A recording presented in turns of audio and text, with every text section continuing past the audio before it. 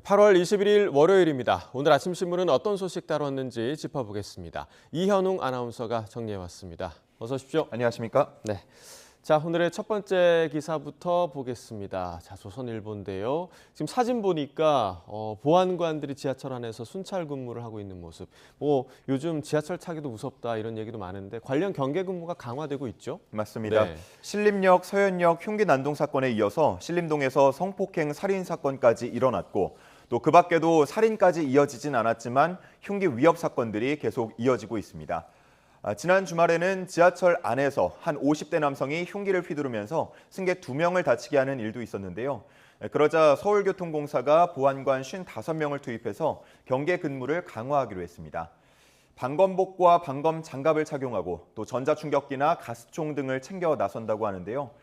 한편 순경 인력이 부족해서 현장에 치안 공백이 생긴다고 지적하는 내용도 이 기사에는 함께 실려 있었습니다. 네, 이 흉기 난동 사건 같은 경우는 언제 어디서 순식간에 벌어질지 모르기 때문에 시민들이 스스로를 보호하기 위해서 호신용품 요즘에 구입하는 분들 굉장히 많다고 하더라고요. 그런데 이 호신용품이 오히려 무기가 되기도 한다고요? 맞습니다. 이번 신림동 등산로 성폭행 살인 사건의 경우에도 너클로 피해자를 폭행한 걸로 전해지고 있습니다. 이 너클은 손가락에 끼우는 금속 재질 무기인데 강력하면서 저렴한 호신 용품으로도 입소문을 타면서 한때 인터넷 쇼핑몰에서는 누구나 쉽게 구매할 수 있다는 이야기가 돌기도 했습니다. 한편 대표적 호신 용품인 삼단봉도 올해 5월이었죠. 한 여성을 무차별 폭행해 숨지게 하는데 무기로 사용된 적이 있고요. 전기 충격기 역시도 마찬가지로 범죄에 사용된 바 있습니다. 기사에는 호신용품의 정의와 소지 요건을 명확히 할 필요가 있다는 전문가의 이야기를 함께 전하기도 했습니다. 네, 사실상 요즘은 범죄자가 마음만 먹으면 뭐든지 무기로 사용할 수 있는 그런 상황이 아닐까. 그래서 더 불안해하는 게 아닐까라는 생각이 듭니다. 자, 다음 기사 보겠습니다. 자, 다음 기사 정신질환자 관련 그런 기사인데 정신질환자를 관리하는 인력이 부족하다 이런 기사죠? 네, 부족하고 또 위험에 처해 있다 이런 예. 내용입니다. 한국일보 기사를 보면 흉기난동 사건으로 중증 정신질환자에 대한 관리를 강화해야 한다는 목소리가 커지고 있지만 정작 현장에서 환자를 마주하는 전문 인력들의 안전 문제는 주목받지 못하고 있다고 했습니다. 정신질환 전문 요원들은 환자로부터 폭행을 당하거나 실제 흉기를 들고 달려드는 일을 경험했다고 인터뷰를 했는데요. 언제 닥칠지 모르는 위험에 항상 노심초사라고 호소하고 있었습니다. 네, 늘 이렇게 위험에 노출되어 있는 것 같은데 그렇다면 사고 예방을 위해서 원칙 같은 건 없는 건가요? 네, 원칙상으로는 환자 자택에 방문할 때 2인 1조로 가도록 되어 있습니다. 하지만 인력이 부족하기 때문에 이 매뉴얼대로 하기는 어렵다고 하고요. 또 실적 목표치를 채우기 위해서 일을 하다 보면 안전은 생각하지 못할 때가 많다고 합니다. 복지부는 지난 2019년 전문 요원 1인당 관리 환자 수를 25명 수준으로 개선하겠다고 밝힌 바 있지만 여전히 절반 이상의 센터에서는 이 기준을 초과하고 있다고 합니다. 그러면서 현장에서는 요원 개인에게 안전 책임을 지우는 현행 환경은 손봐야 한다는 목소리가 나오고 있고요. 또 전문가들 역시도 체계적인 대응 시스템이 필요하다고 입을 모으고 있습니다. 네, 관련 범죄가 최근에 많이 발생하고 있는 만큼 다시 한번 시스템에 대한 점검이 좀 필요할 것 같고요. 자, 다음 기사 보겠습니다. 자, 이번에 한겨레 기사인데요. 코로나 방역이 안 되는 전신소독기에 40억이 낭비가 됐다. 전신소독기가 지금 방역이 안 된다는 게 사실인가요? 네, 그렇습니다. 가끔 우리가 터널을 지나가는 형태 혹은 어딘가 들어갔다 나오는 형태의 전신소독기를 본 적이 있습니다. 작동 방식을 보면 초음파나 자외선을 쬐주거나 아니면 소독제를 직접 분사하게 되는데요. 바이러스 감염 예방에는 효과가 없거나 아니면 건강에 악영향을 주는 걸로 나타났습니다. 이러한 전신소독기를 사용하는 정부와 지자체 시설이 34곳에 총 200세대라고 하는데요. 약 40억 원 정도가 낭비된 거라는 지적이 나오고 있습니다. 네, 그러니까 소독제 직접 분사하는 거 저도 경험해봤는데 좀 깜짝 놀라고 그랬던 경험이 있는데 좀 속은 느낌이 나는데 효과도 자세히 알아보지 않고 이렇게 들여왔다면 당연히 예산 낭비가 될 수밖에 없네요. 그렇습니다. 이 전신 소독기를 사용 중인 곳들은 방역 효과가 없는지 몰랐다거나 멸균 효과 시험 성적서가 있는 제품이어서 효과가 당연히 있다고 생각했다는 입장을 밝혔습니다. 한편 질병청에서는 소독제를 직접 분사하는 방식에 대해서 과거에는 권장하지 않는다고 했고요. 또 올해 바뀐 지침에서는 어떤 경우에도 금지한다고 했습니다. 피부나 호흡기에 직접 노출이 돼서 악영향을 줄 수 있기 때문인데요. 전신 소독기를 사용하는 곳 중에는 이러한 질병청의 지침을 몰랐다는 곳들도 있었습니다.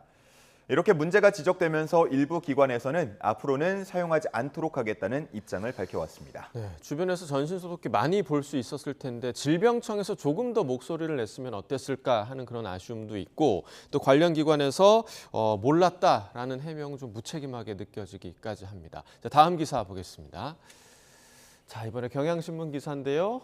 대한항공에서 몸무게를 재도 놀라지 마세요. 보통은 짐 무게를 예. 재지 않나요? 몸무게도 그렇죠. 재나요? 맞습니다. 대한항공이 오는 28일부터 다음 달 6일까지 김포공항에서 또 다음 달 8일부터 19일까지는 인천공항에서 승객들의 무게를 측정할 예정입니다. 이번 조치는 국토부의 항공기 중량 및 평형 관리 기준에 따른 조치인데요. 다시 말하자면 안전한 운항을 위한 자료 확보 차원에서 승객들의 표준 증량을 측정하기로 했습니다. 네. 그러니까 안전을 위해서 하는 조치인데 그렇다면 좀 협조하는 게 좋을 것 같은데 분명히 이제 그중에 원치 않는 승객들도 있으실 것 같아요. 그렇습니다. 항공사가 필요한 건 승객 한 명이 탑승할 때 기체에 얼마만큼의 무게가 추가되냐이기 때문에 계절 의류는 물론이고요. 기내에 들고 타는 수화물도 함께 들고 저울에 오르게 됩니다.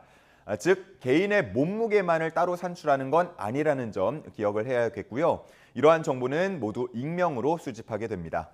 또 항공사 측에서는 정 원치 않는 경우는 안내 직원에게 이야기해달라고 안내하고 있습니다. 네, 좀 많이 나오면 수화물 때문에 많이 나왔다라고 얘기하면 되는 그렇죠. 거니까 그리고 또 익명으로 수집되는 정보라니까 좀 너무 이렇게 거부감이 없었으면 좋겠고 해당 기간에 타시는 분들 좀 참고하시면 좋을 것 같습니다. 자, 마지막 기사 보겠습니다.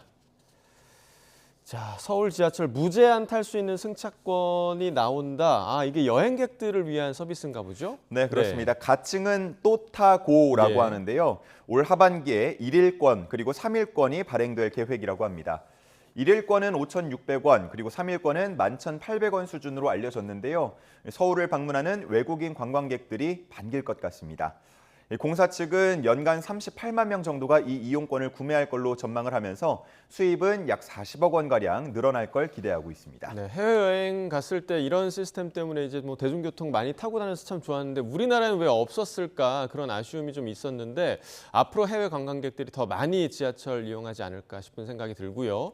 또 이와 함께 외국인 관광객들의 편의를 위한 시스템도 마련된다고요? 예, 그렇습니다. 대표적으로 관광객이 많이 찾는 명동역 있죠. 예. 이곳에 통역 시스템이 마련된다고 하는데요. 외국어로 질문을 하면 자동으로 한국어로 번역이 돼서 역 직원에게 보이게 되고 또 직원이 한국어로 답하면 다시 외국어로 번역이 돼서 관광객에게 보여지는 방식의 하나의 창을 만든다고 합니다. 내년에는 서울역이나 이태원역 등 외국인이 많은 이용을 하는 곳에 확대 설치될 예정이고요.